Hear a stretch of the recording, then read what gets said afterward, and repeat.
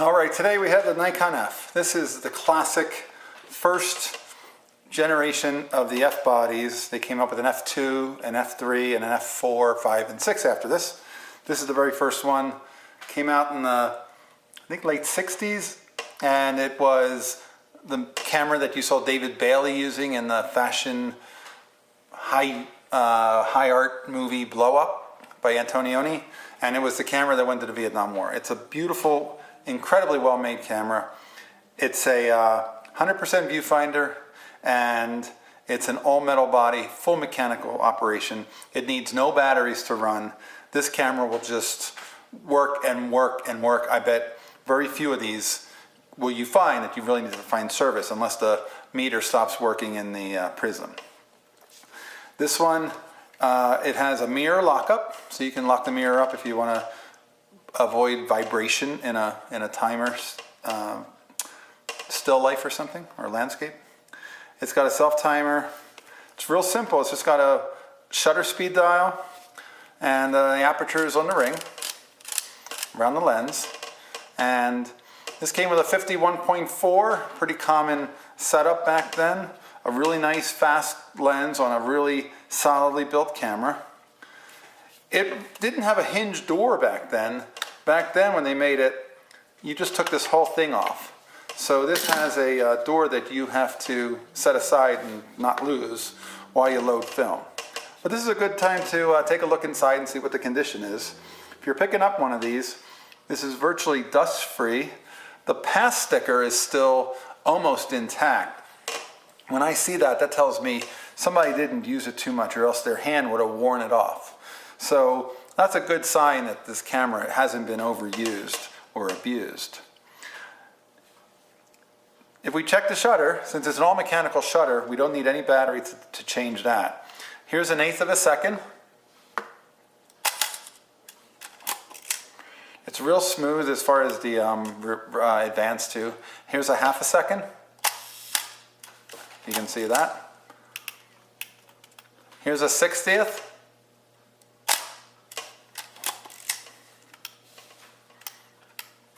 Here's a 500. Again, real smooth action. Everything feels really, really smooth. It's really a well-engineered camera. Back to a 1/60th.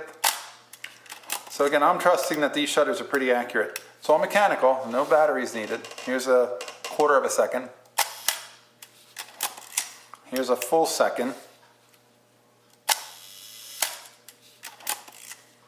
And it goes down to B, and then time exposure, and then you have to turn it back the other direction to get it up to the fast speeds. So once you load film, it's got this double rail system. You can see they were really into how can we make this as well engineered and as professional of a camera as possible. So a lot of 35mm only have a single rail. This has a double chrome rail, steel rail to guide the film and make sure it's staying nice and tight and flat when it's loaded. So then this goes back in. You turn this closed, open and closed button back to closed, and then you're back in shape, ready to work.